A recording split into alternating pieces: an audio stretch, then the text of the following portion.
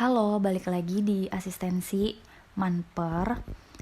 Jadi hari ini asistensinya gue bikin 2 sesi jadi 1 video. Jadi hari ini kita bahas asistensi 9 sama asistensi 10. Nah, yang dibahas itu chapter 11 sama chapter 13.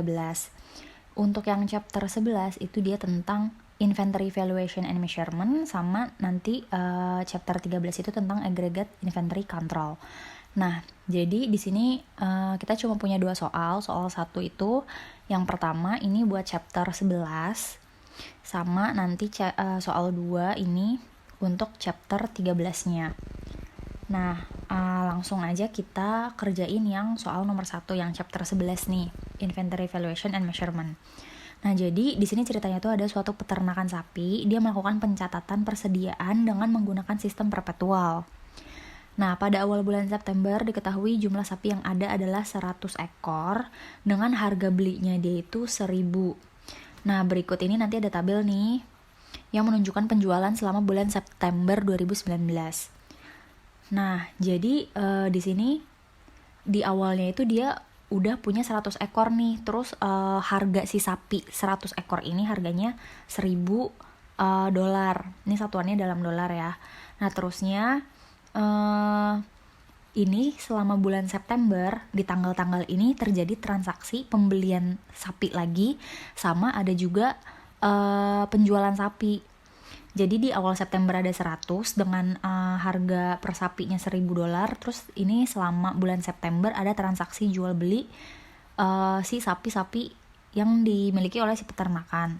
Nah, terusnya di sini seiring berjalannya waktu, jadi harga beli si sapi itu meningkat. Nah, terus di sini pertanyaannya ada 3 untuk yang soal 1 ini. Yang pertama, berapa nilai harga pokok penjualan dan persediaan akhir jika menggunakan metode FIFO, LIFO, dan moving average atau rata-rata bergerak jika menggunakan sistem perpetual. Jadi kita di sini suruh untuk yang nomor 1 kita pakai perpetual sistem pencatatannya. Terus kita yang ditanyain ini adalah si HPP atau COGS sama persediaan akhir atau ending inventory. Nah, jadi dia kan minta pakai FIFO, pakai LIFO, FIFO sama moving average kan. Nah, jadi di sini kita kerjain yang LIFO dulu. Kan tadi kan dia di awal bilang kan kalau misalkan di awal bulan September, which is tanggal 1, dia itu ada 100 ekor sapi, yang mana per sapinya itu harganya adalah 1.000 dolar.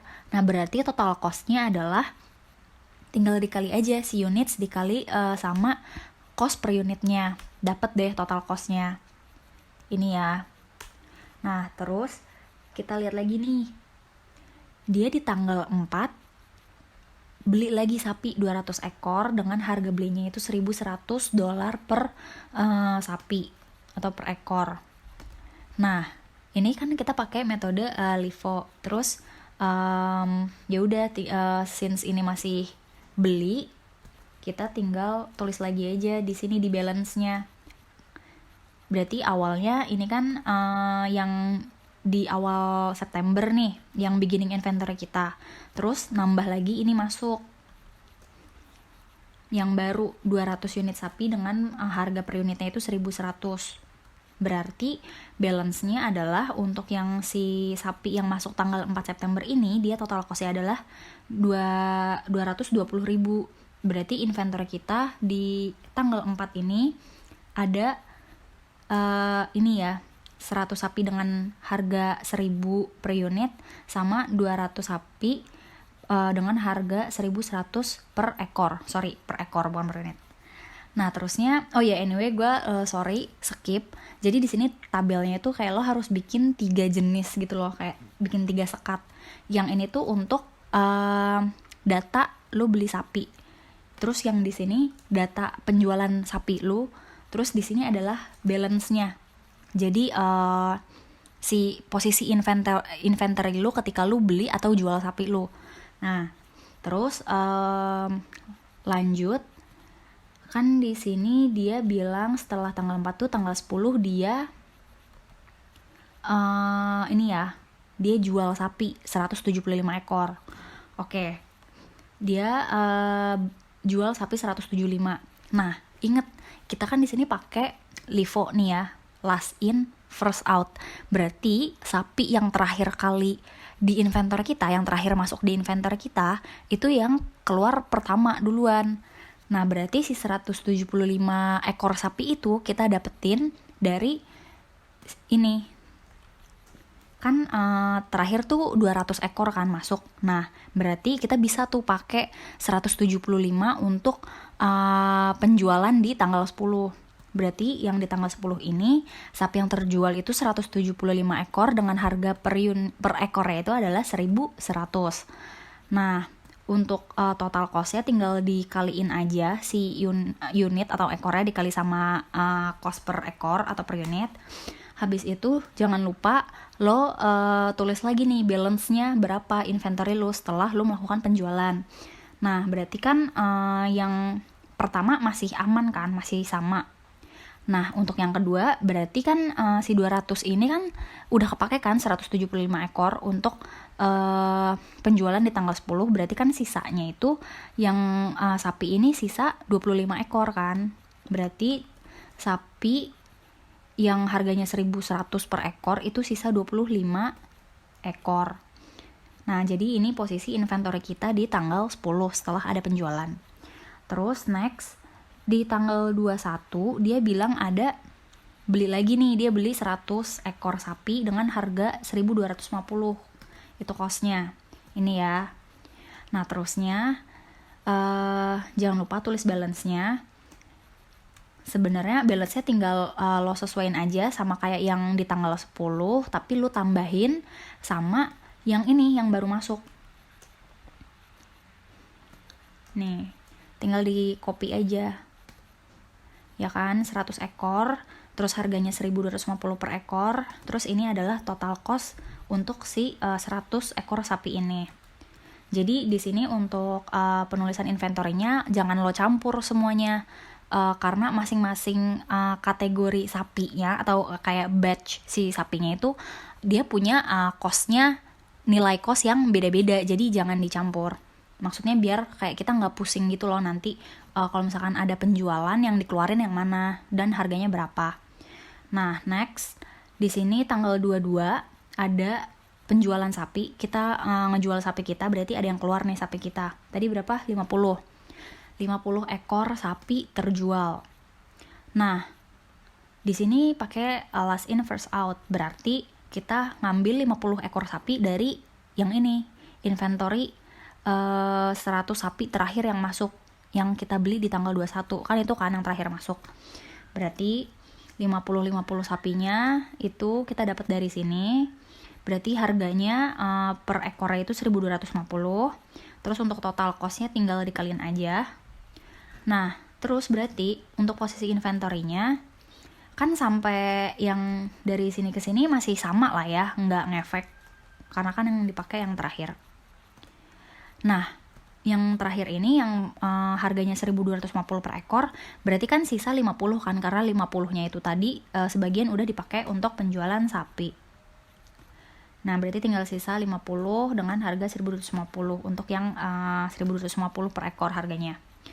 Nah, lanjut di tanggal 29 sama ada penjualan 100 ekor. Nah, di sini bedanya adalah kan di sini kan posisi terakhir kita kan 50 ekor sapi kan dengan harga 1.250. Berarti 50 ekor sisanya kita dapat dari inventory yang atasnya. Nah, berarti tambah yang ini. Tapi kan ini cuma 25 kan. Nah, 25 tambah 50 baru 75 ekor. Nah, berarti tambahan 25 ekor sapinya lagi dapat dari inventory yang harganya $1.000 per unit. Jadi untuk pencatatannya kurang lebih kayak gini. Yang kan last in first out, kita yaudah tulis aja dulu yang paling terakhir nih. Kita berarti cuma bisa ngambil 50 kan, 50 ekor dengan harga 1.250 per ekornya, costnya. Nah, ini kan baru 50 ekor, masih kurang 50 ekor lagi. Nah, 25 ekornya dapat dari sini yang harganya itu 1.100. Terus sisanya kan ini kan baru 75 kan. Nah, sisa 25 ekornya lagi dapat dari sini. Inventory yang si sapinya itu harganya $1.000 per unit. Nah, jadinya kalau di breakdown, penjualan di tanggal 29 itu, penjualan sapinya, cost-nya itu kayak begini. Karena kan masing-masing batch sapinya beda-beda kan tadi harga belinya kita. Nah, jadi untuk penjualan sapi di tanggal 29 yang jumlahnya 100, kalau di breakdown seperti ini. Terus ya udah, jangan lupa tulis balance-nya lagi. Kan tadi kan ini kan berarti udah habis nih kan posisinya. Yang 2 terakhir ini, yang 2 batch ini kan udah kepake semua. Sisa yang ini kan yang pertama. Yang pertama udah kepake berapa tadi? 25 kan. Nah, berarti sisanya tinggal 75 ekor. Nah, terus lanjut di sini dia bilang tanggal 30 dia beli lagi 150 ekor dengan harga 1.300 per ekor. Nah, ini kan karena dia beli, ya udah tinggal lu copy aja ke balance-nya. Yang ini jangan lupa dimasukin, tinggal di copy sama yang baru masuk, yang baru kita beli di tanggal 30 juga masukin. Nah, selesai untuk yang LIFO. Terus jangan lupa hitung COGS sama ending inventory-nya. Nah, COGS itu kan berarti dia nanyain cost of goods sold atau biaya dari barang yang udah kita jual. Di sini kan barangnya itu adalah si sapi kan. Nah, berapa sih total cost sapi yang udah terjual? Nah, berarti si COGS ini kalian bisa dapat dari ini aja, tabel yang ini. Total cost di bagian issued atau penjualan, lo jumlahin aja. Itu bakalan jadi total cost of goods sold ketika kita menggunakan si LIFO ini. Nih ya, di sini udah gue kasih rumusnya. Jadi untuk kalau COGS, lu tinggal jumlahin aja semua total cost penjualan. Terus untuk bagian ending inventory, lu tinggal tambahin aja yang ini. Ini kan posisi terakhir kan di tanggal 30 September dan posisi inventory-nya adalah seperti ini. Nah, berarti memang ini adalah posisi inventory kita ketika menggunakan LIFO. Nah, itu berarti lu tinggal jumlahin aja ininya yang satuan dolarnya, cost dalam satuan dolarnya. Berarti kalau yang COGS lu dapat dari penjumlahan ini total cost penjualan yang issued. Nah, kalau ending inventory adalah penjumlahan dari ini posisi inventory lo yang terakhir di tanggal terakhir. Nah, next pakai metode FIFO. Masih sama, ininya ininya beginningnya sama, 100 sapi $1.000 per unit. Terus di tanggal 4 ada pembelian lagi, kita beli sapi lagi 200. Berarti posisi inventory-nya adalah ini beginning inventory-nya yang di tanggal 1 tinggal lu copy. Terus penjualannya juga jangan lupa di copy. Pembelian di tanggal 4 ini. Jadi ini adalah posisi inventory kita di tanggal 4 September. Terus habis itu di tanggal 10 dia jual 175 ekor. Nah, kan berarti kita harus ngisi di kolom issued nih. Nah, tapi di sini kan ini kan metodenya FIFO, berarti first in first out. Berarti inventory lo yang paling atas itu yang bakal keluar duluan. Nah, di sini kan inventory kita yang paling atas adalah si beginning inventory kita tadi ini kan. Yang si sapi yang harganya $1.000 per ekornya. Nah, berarti since dia mintanya 175 ekor, berarti 100 ekor pertama lu dapet dari ini nih. Sapi yang harganya $1.000. Tulis. 100 sapi pertama harganya $1.000. Berarti total cost-nya 100.000. Jangan lupa dia belinya tuh 175. Berarti sisa 75 ekornya lu dapet dari inventory lu yang di bawahnya itu. Kan berarti kan yang ini kan. Nah, dia kan ada 200, berarti ya udah lu pakai aja 75.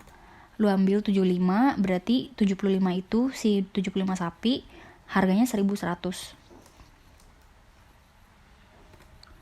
Nah, ini jadi penjualan sapi di tanggal 10 kalau di breakdown kayak begini costnya. Terus untuk balance-nya kan berarti yang atas ini udah nggak ada kan, udah hilang, udah kepake semua. Berarti balance kita tuh tinggal yang ini kan, 200 dikurang 75, berarti sisa 125 ekor sapi dengan harga 1.100. Next, tanggal 21 dia beli 100 ekor, berarti balance-nya ini tinggal lu copy aja yang sebelumnya ditambah sama pembelian sapi di tanggal 21. Habis itu di tanggal 22 dia beli dia jual 50. Jual 50. Nah, lu ambil dari yang atas, inventory paling atas. Berarti kan dia harganya 1.100.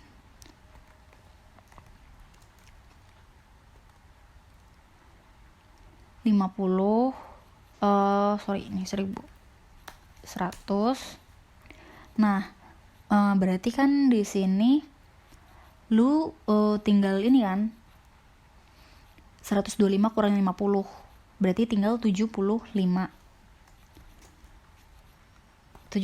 untuk si sapi dengan harga 1.100. Terus yang bawahnya ini kan berarti masih sama kan, tinggal copy. Habis itu tanggal 29 ada penjualan lagi 100 sapi. Nah, berarti lu ngambil 75 ekor pertama dari sini.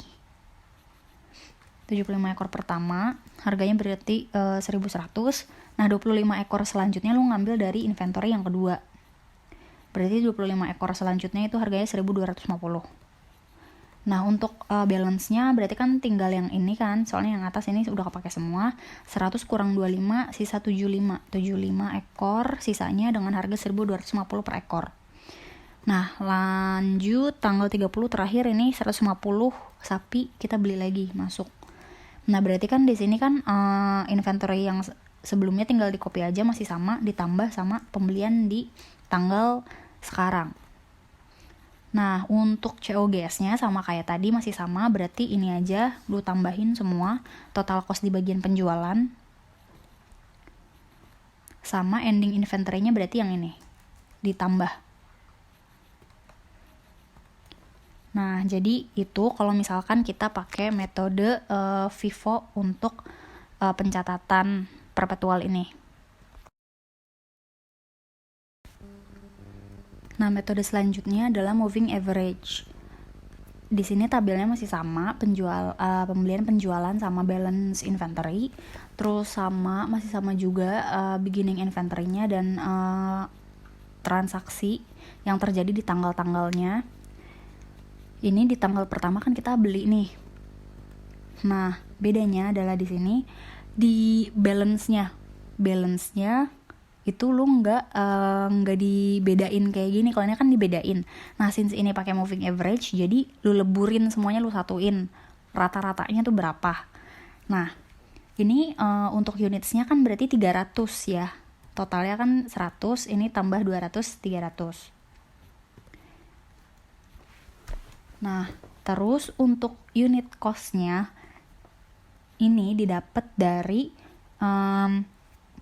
si total cost ini dibagi sama jumlah unitnya 300, berarti si 100.000 ditambah 220.000 dibagi sama 300. Nih ya, dapat dari 100.000 tambah 220.000 bagi 300. Habis itu untuk total cost-nya berarti ya udah tinggal ditambahin aja kan sama 320.000 dapat dari sini sama sini, atau bisa ini kali ini. Lanjut, tanggal 10 ada penjualan. Kan tanggal 10 tuh dijual 175. Nah, since ini moving average dan emang inventory kita sekarang cuma ada satu macam gini nih, nggak dipisah-pisah kayak tadi kategorinya. Jadi ya udah langsung aja tulis semua 175 unit ekor sapi Berarti 175 nya itu pakai harga ini, unit cost yang udah di average tadi. Nah, untuk posisi inventory-nya tinggal lu kurang aja. Kan 300 kepake 125, berarti kan sisa 125 kan. Harganya masih sama kan. Nah, terusnya lanjut di tanggal 21 kita ada beli sapi lagi 100 ekor. Terus berarti di sini untuk balance-nya kan sebelumnya kita beli 125, kita beli 100, berarti sapi kita sekarang ada 225. Nah, untuk unit cost-nya lu dapet dari ini total cost inventory kita ditambah sama total cost sapi yang kita beli sekarang. Terus jangan lupa dibagi sama jumlah unit sapi yang kita punya sekarang. Nah, terus untuk total cost-nya tinggal dikaliin aja. Habis itu di tanggal 22 ada penjualan 50 ekor. Berarti tinggal tulis aja semuanya 50 ekor dengan harga yang sama kayak ini 1148. Terus di tanggal 29 di balance-nya jangan lupa dikurangin 225 dikurang sama 50 ekor. Nah, terusnya tanggal 29 itu ada penjualan lagi 100 ekor. Berarti 100-100-nya dia pakai harga 1148 juga. Nah, terakhir nih tanggal 30 kita beli lagi nih 150 ekor sapi. Berarti di sini balance-nya jadi 175 tambah 150. Berarti kan 325 ya.